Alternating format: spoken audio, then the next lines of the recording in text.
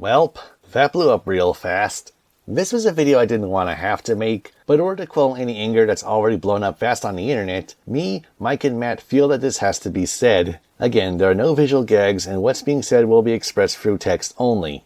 And for the record, no, I will not be leaving a link to the original video in question, nor will I be saying any names of the commenters in the video, or showing any of said comments, having since been disabled, or responses on Twitter and Reddit, as that would render the whole point of this response video moot. Not to mention that I don't want to escalate this situation more than it already has, so please don't go harassing anyone attacking me. Two wrongs never make a right, you know.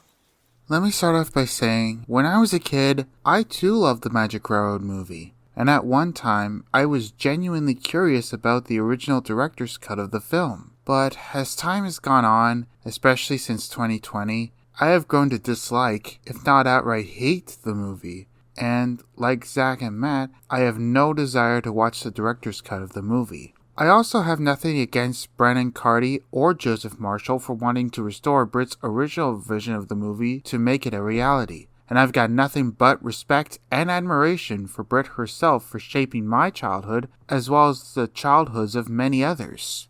That being said, words cannot express how disappointed and frustrated I am with how some people are handling Zach's views on the movie and his choice to not watch the director's cut. In a way, it reminds me of when James Rolfe, the angry video game nerd, said he wasn't going to watch the infamous 2016 Ghostbusters movie, and people got mad at him for it. It's similar to that, but on a much smaller scale. Not to mention what Gondarth said about the movie 5 years ago in his video, "This movie is now 20 years old, a reality check." In the video, he talks about his history with the movie, as well as the work print that was leaked online in 2020. I'm going to play a small clip of what he said in that video regarding the movie and its leaked work print. You know, the movie was mediocre now that I realised the problems it has. The plot was weak, the characters were I mean, most of the human characters were basically bland and two-dimensional. So it was very much a movie for kids. And then I found out about the director's cut, well, the original work print, and all that was happening with that. And then I found out about P.T. Boomer and him getting cut because he was apparently too scary. And then, obviously, it got leaked on YouTube. Oh, boy. That work print. Oh, see, and this is where I realised Thomas and Friends fans are just the absolute worst at times. Because I get that people are entitled to their own opinion with this. Because I've seen comments on the leaked work print saying that it's a masterpiece and it's infinitely better, and I'm like, I saw the work print as well. The movie is still shit. And actually, if I'm going to say anything that I should have said in the GT video I did, I think the theatrical version is better. The original work print sucked. I mean, P.T. Boomer got maybe 10 minutes of screen time at most. And he did nothing. He blew up Muffle Mountain, that's it. Honestly, Diesel 10 was a better villain. And honestly, you take out Neil Crone from the role, and Diesel 10 just becomes a really mediocre villain at best. He has nothing going for him. So yeah, I apologise for all this while I don't apologise. Thomas and Friends fans are a nightmare and need a reality check. Again, I'm not trying to offend anyone who likes the movie. I'm just really disappointed in a lot of people with how they're treating Zach's decision. If you like or even love Magic Railroad and are excited for the director's cut, more power to you. All we ask is that you not give others grief for not being as excited about it.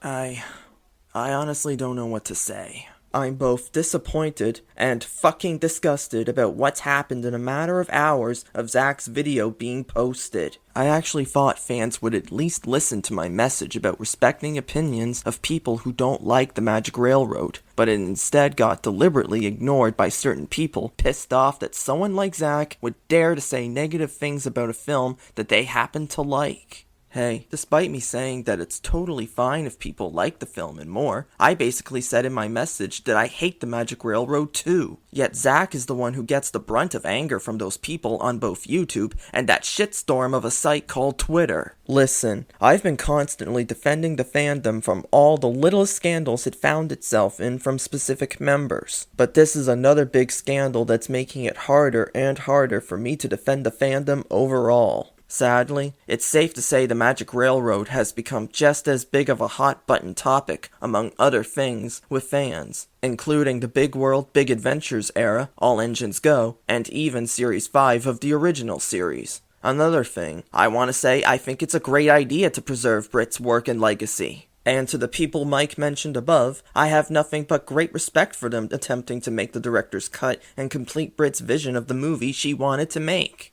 However, just because I think it's a great idea doesn't mean I, or specific people, are excited or going to watch it. Again, if people like or love the Magic Railroad and its director's cut, then that's completely fine with me. I respect your opinion. Just remember that there are also going to be people, such as Zach, who hate the movie too. It's their opinion. I know it's hard, but sometimes you have to respect their opinion. Don't be an asshole towards someone who either likes something you don't, or someone who doesn't like something you like. Alright?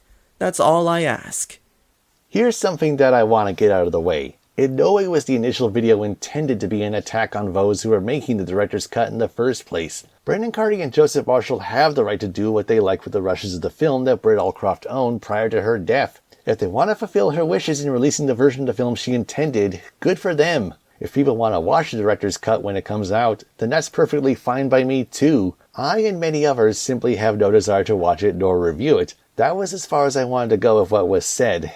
And as if I can't emphasize this enough, I do not hate Britt Allcroft, even at my most critical of her. I respect that she was able to bring the best people to work on Thomas & Tank Engine in the first place, and was the big reason this franchise has such a huge following in the first place. However, there's a line between respecting someone and burying your head in the sand whenever her name comes up. For Britt was not perfect, if the final cut of Magic Railroad was any indication.